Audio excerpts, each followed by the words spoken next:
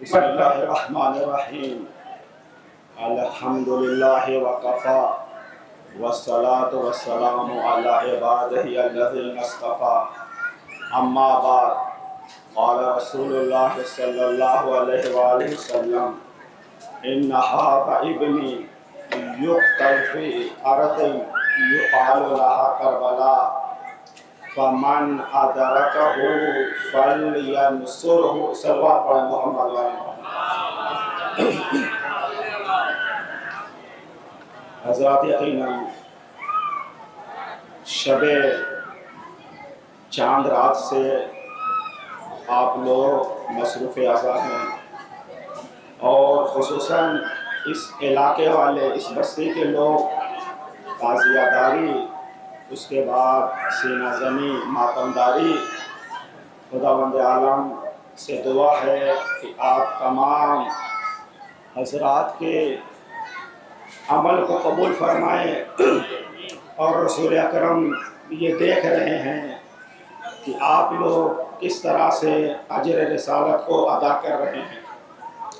مختصر وقت میں سماعت فرما لیں۔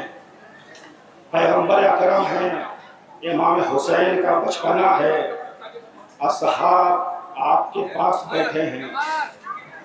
پیغمبر اکرم فرماتے ہیں یہ میرا بیٹا حسین ایک ایسی زمین پر قتل کیا جائے گا جس کا نام کرب و بلا ہوگا، کربلا ہوگا،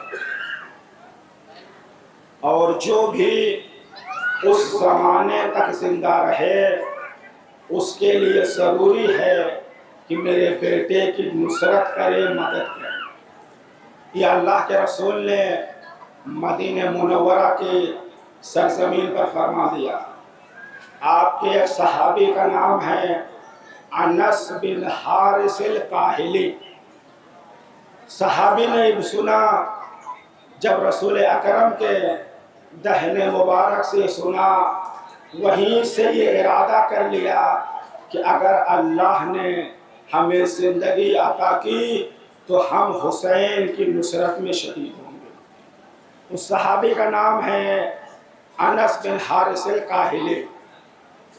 اب ذرا دیکھیں کربلا کے میدان میں اصحاب کدھر ہیں اور آل نبی کدھر ہیں، اور کچھ اصحاب کی اولاد کدھر ہیں۔ تو کربلا کے میدان میں 18 صحابی امام حسین علیہ السلام کے ساتھ میں تھے اور وہ شہید ہوئے۔ تو لہذا مسلمانوں پر حجت تمام ہو جاتی ہے کہ امام حسین کے ساتھ اصحاب بھی تھے اور پیغمبر کے گھر والے بھی تھے۔ جو قتل کرنے کے لیے آئے تھے وہ کون تھا؟ وہ سعد بن ابی وقاص صحابی کا بیٹا عمر بن سعد جو جنرل تھا۔ یہ کیوں آیا؟ یہ حسین کو نہیں جانتا تھا، جانتا تھا، لیکن اسے شیطان نے ورغلایا۔ ابن زیاد نے تہران کی گورنری کا فرمان دے دیا تھا اور شرط یہ لگائی جب تک تم کربلا نہیں جاؤ گے اور نواسہ رسول کو قتل نہیں کرو گے یہ گورنری تمہیں ملے گی نہیں۔ خود یزید کس کا بیٹا ہے؟ امیر شام، صحابی رسول کا بیٹا۔ تو ایک طرف لشکر شیطان میں اصحاب کے بیٹے ہیں، دوسری طرف امام حسین کے ساتھ 18 صحابی، 18 بنی ہاشم کے نوجوان اور دیگر جو ہیں آپ کے خاندان والے اصحاب ہیں۔ اب مسلمانوں فیصلہ کریں۔ آج یہ کہا جاتا ہے کہ ہم روئیں کیوں؟ رونے کا فائدہ کیا ہے؟ اے عزیزو، رونا انسان کی فطرت میں ہے۔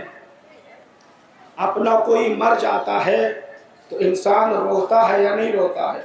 اور اگر رسول کا نواسہ مر جائے، رسول کا نواسہ شہید ہو جائے۔ ابھی میں ایک مثال دیتا ہوں تاکہ بچے بھی سمجھ جائیں۔ اگر فرض کیجئے گاندھی جی کو لے لیجئے، گاندھی جی کے کتنے احسان ہیں ہندوستان پر، ہندوستان کے لوگوں پر. انہوں نے انگریزوں سے لڑائی لڑی، ہمیں آزادی دی. اگر آج گاندھی جی نہ اٹھے ہوتے تو ہندوستان انگریزوں کا غلام ہوتا. اب فرض یہ کریں گاندھی جی کے گھر والے کو، گاندھی جی کے بچے کو بغیر جرم و خطا کے اسے ہندوستان میں انڈیا گیٹ پر ذبح کر دیا جائے تو آپ یہ بتائیں جو غیرت مند انسان ہیں وہ روئیں گے کہ نہیں روئیں گے؟ درد ہوگا کہ نہیں ہوگا؟ رسول نے امت کے ساتھ کیا کیا ہے؟ امت اسلام لانے سے پہلے امت آپس میں لڑ رہی تھی. بہرحال یہ رحمت خدا ہے. کاش یہ ابر رحمت 61 ہجری روز عاشور کربلا کے میدان میں ہوتے تو رسول کے گھرانے والے پیاس سے شہید نہ ہوتے. تو عزیزوں، جو لوگ کہتے ہیں رونا بدعت ہے، تو اب آپ یہ بتائیے پیغمبر کا کتنا احسان ہے. زمانے جاہلیت میں عرب ایک دوسرے سے لڑتے تھے. جانور کی یعنی یہ جانور صفات لوگ جانور کی وجہ سے 40 سال جنگ لڑتے تھے. جناب زہرا نے خطبہ فطر میں فرمایا ہے کہ میرے بابا نے تمہیں بھائی بھائی بنایا، میرے بابا نے تمہیں رہنا سکھایا، میرے بابا نے تمہیں تاریکی سے نکال کر وادی نور میں لے آئے. تم جہنم کی وادی پر تھے، جہنم کی کگار پہ تھے، میرے بابا نے جو ہے تمہیں نجات دی. اب یہ بتائیے ایسے رسول کہ جن کا احسان ہے، اجر رسالت ادا کرنا ہے کہ ان کے بچوں سے محبت کریں. اگر کربلا کے میدان میں بے جرم و خطا انہیں شہید کر دیا جائے 3 روز کی بھوک و پیاس میں، تو کون ایسا انسان ہے جو گریہ نہ کرے گا، جو نہ روئے گا؟ تو ہم جو روتے ہیں اجر رسالت کو ادا کرتے ہیں اور یہ بتاتے ہیں ہم احسان فراموش نہیں ہیں بلکہ ہم احسان کا ادا کر رہے ہیں. عزیزو، اسی وجہ سے ہم سینہ زنی کرتے ہیں، ماتم داری کرتے ہیں. کربلا میں ہوا کیا؟ آپ دیکھیں اتنا مقدس خون کربلا کی وادی میں بہایا گیا، کربلا کے جو ہے بن میں بہایا گیا. کیا وجہ ہے؟ آپ نے کبھی غور کیا؟ جب کبھی جنگ ہوتی ہے تو فوج میں برابری ہوتی ہے، 19-20 کا فرق ہوتا ہے. یزید ملعون کی 3 بر اعظم پر حکومت تھی. افریقہ سے لے کر ہندوستان سندھ تک اس کی حکومت تھی. اتنے بڑے ظالم و جابر سے امام حسین ٹکرا رہے ہیں. 72 آدمی ہیں جن میں بچے بھی ہیں، بوڑھے بھی ہیں، نوجوان ہیں. کیا اللہ کے رسول کے نواسے کو پتہ نہیں تھا یہ جنگ جیتی نہیں جا سکتی؟ اصلاً جنگ لڑنے کی کوئی کیفیت ہی نہیں تھی، پھر کیوں میدان میں آئے؟ کیا وجہ ہے؟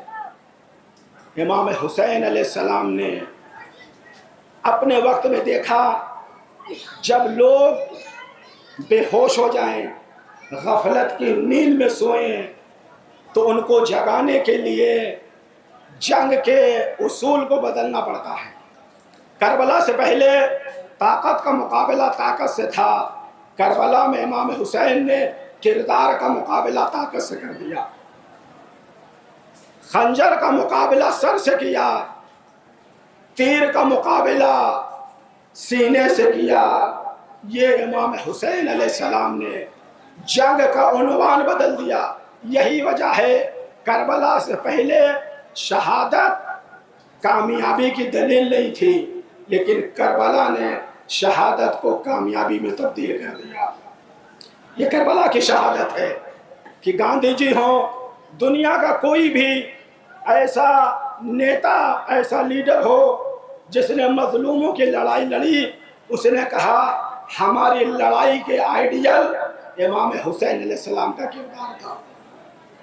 عزیزو، بات کو سمیٹتے ہوئے آج 11 محرم ہے. 10 محرم کو جب امام حسین علیہ السلام کو شہید کر دیا تو یزید کی طرف سے جو جنرل تھا امر سعد، اس نے 2 حکم جاری کیے۔ پہلا حکم یہ تھا کہ ان خیموں کو جلا دیا جائے۔ آپ ذرا سوچیں یہ کتنے درندے صفت کے لوگ جمع ہوئے تھے، جو نماز بھی پڑھتے تھے، رسول کا کلمہ بھی پڑھتے تھے، رسول کی امت اپنے کو امتی کہتے تھے۔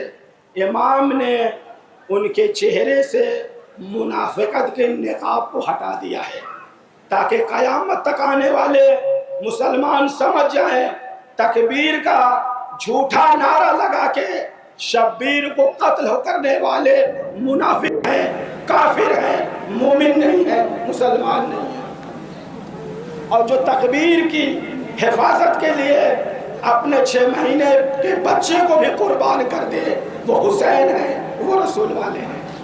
ہم کسی نماز سے دھوکہ نہ کھائیں، کسی کے سجدے سے دھوکہ نہ کھائیں، اس کا کردار دیکھیں، اس کے اندر غیرت اسلام ہے یا نہیں۔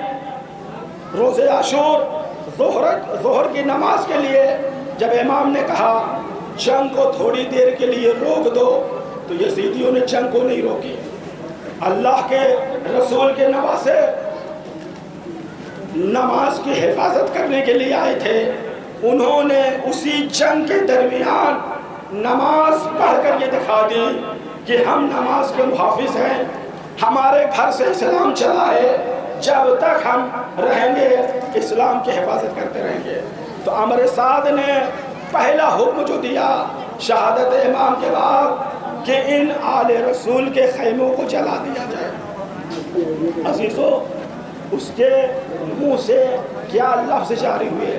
کہتا ہے احرقو دار الظالمین، ان ظالموں کے خیموں کو جلا دو۔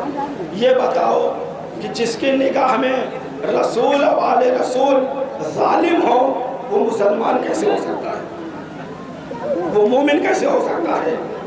خیمے میں تھے کون؟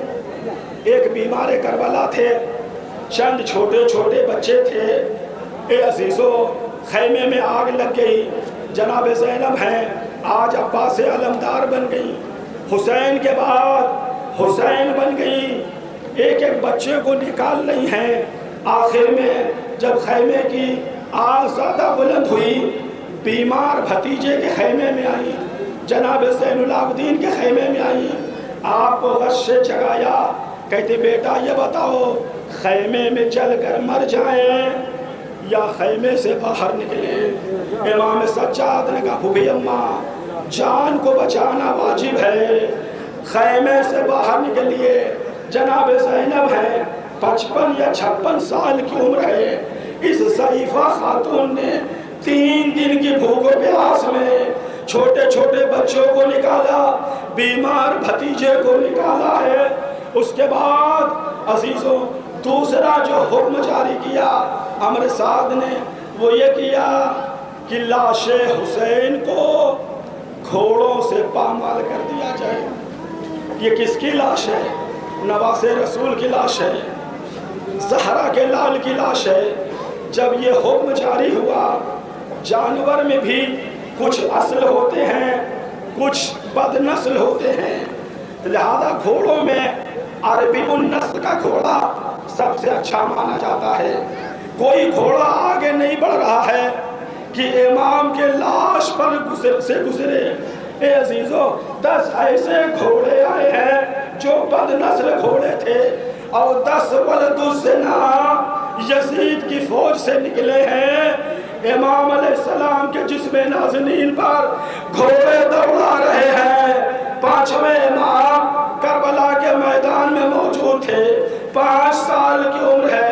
آپ فرماتے ہیں جب گھوڑے کی ٹانپیں میرے جد حسین کے جسم پر پڑتی تھی، پسلیاں اس طرح سے ٹوٹتی تھی جیسے کوئی شیشی۔ اجرکم اللہ، پرسہ دے دیجئے۔ امام فرماتے ہیں ابھی تک مجھے ان پسلیوں کے ٹوٹنے کی آواز آ رہی ہے۔ میرا 5واں امام گریہ کرتا ہے، یہ کیسے صفت یہ جو ہے لشکر یزید تھے کہ قتل کرنے پر اکتفا نہیں کیا، گھر جلانے پر اکتفا نہیں کیا، گوشوارے لوٹنے پر اکتفا نہیں کیا، یتیموں پر تماچے مارنے پر کافی نہیں سمجھا، بلکہ شہادت شدہ لاشوں کو گھوڑے کی ٹانگوں سے پامال کیا۔ اجرکم اللہ، گریہ کر لیجئے۔ ائمہ نے بڑا اعتماد کیا ہے اپنے چاہنے والوں پر، رونے سے کم قساوت قلب سے شفا یابی ملتی ہے۔ جو انسان بیدار ہوتا ہے، مومن ہوتا ہے، وہ روتا ہے۔ آج کی جو تاریخ ہے 11 محرم، اے عزیزو، کل روز عاشور یزیدی فوج سے بھی لوگ مارے گئے تھے۔ یزیدیوں نے اپنے لاشوں کو دفن کر دیا، رسول کے نوازوں کا لاشا، رسول کے چاہنے والوں کا لاشا جلتی زمین پر پڑا رہا۔ آج 11 محرم کو ان ظالموں نے آل رسول کو قید کیا، اسیر کیا، بے کجا اونٹوں پر سوار کر کے مقتل کی طرف سے گزارا۔ کتنا سخت مرحلہ ہے کہ جن کے بھائیوں کے، بیٹوں کے، بھتیجوں کے لاشیں پڑے ہوں، بے گورو کفن پڑے ہیں، کوئی رونے والا نہیں ہے، کوئی غسل دینے والا نہیں ہے، کوئی کفن دینے والا نہیں ہے۔ آج ان کو تسلی دینے کے بجائے مقتل گاہ سے لٹا ہوا قافلہ گزارا جا رہا ہے۔ جیسے ہی بیمار بیٹے کی نگاہ حسین کے لاشے پر پڑی، مولا سجاد کی روح پرواز کرنے والی تھی، فوراً جناب زینب آگے بڑھی، یا بقیت ابی و جدی باقی، اے میرے باپ و دادا کے بچے ہوئے فرزند، اے سجاد، اگر تم اساد چھوڑ دو گے کوفے کے بازاروں میں، شام کے بازاروں میں، ان بے سہارا کا سہارا کون بنے گا؟ جناب سجاد کہتے ہیں، یا امتی، اے پھوپھی اماں، وہ جوان بیٹا زندہ رہ کر کیا کرے گا کہ جس کے باپ چچا کا لاشا بے غسل و کفن پڑا ہے؟ جناب سجاد ہے، غم تازہ ہو گیا۔ جناب زینب نے سمجھایا، بیٹے کیا بابا کی وصیت کو بھول گئے؟ حسین نے آخری وقت میں کیا کہا تھا؟ اے سجاد، ارے تمہیں میدان کوفہ و شام کو فتح کرنا ہے، اے بیٹا سجاد، یتیموں کا سہارا بننا، بچوں کا سہارا بننا۔ اس کے بعد جناب زینب ہے، ام المصائب ہے، یہ علی کی لاڈلی کتنا صبر کرے، بھائی کے لاشے پر صبر کر لیا، اون محمد کا جنازہ دیکھا صبر کر لیا، اکبر کی لاش دیکھی صبر کر لیا۔ آج ان سب کی لاشیں کربلا میں زمین پر یوں ہی پڑی ہوئی ہے، غم تازہ ہو گیا۔ مدینے کا رخ کیا، نانا سے خطاب کرتی ہے، یا جدہ صلی علیکہ ملک السماء ھذا الحسین بلا راب مسلوب الامامت والرضا مقطع الاعضاء۔ اے نانا، آپ پر ملائکہ نے نماز جنازہ پڑھی، یہ آپ کا لخت جگر غریب کربلا بے غسل و کفن اپنے خون میں غلطہ پڑا ہوا ہے۔ اے عزیزو، جناب زینب ہے، امام سجاد کو سوار کرتی ہیں، وہ منزل آ گئی جس یہ تاریخی جلوس جس یاد میں برآمد کیا جاتا ہے کہ آج ہی کی تاریخ میں یہ لٹا ہوا قافلہ کوفے میں آیا ہے۔ آخری منظر ختم دعا۔ اے عزیزو، جب مولا کائنات کی حکومت تھی کوفے میں، امام حسن کو بھیجا، بیٹا جاؤ زینب کلثوم کو کوفے کے ہمارے پاس کوفے میں لے آؤ۔ امام حسن گئے ہیں، تمام مستورات کو مدینے سے لے آئے ہیں، اور دن میں بازار کوفہ سے پہلے کوفے کے دروازے پر پہنچ گئے۔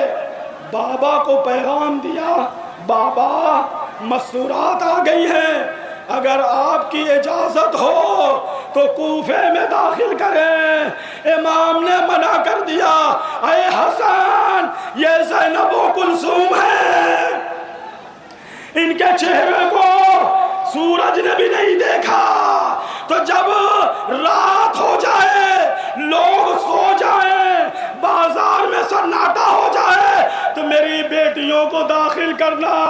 وہ 40 ہجری کا کوفہ تھا، آج یہ 61 ہجری کا کوفہ ہے، یہی زینب و کلثوم ہے، بے مغنہ و چادر بازار کوفہ کو سجایا گیا، رسول کی بیٹیوں کو، علی کی بیٹیوں کو داخل کیا گیا۔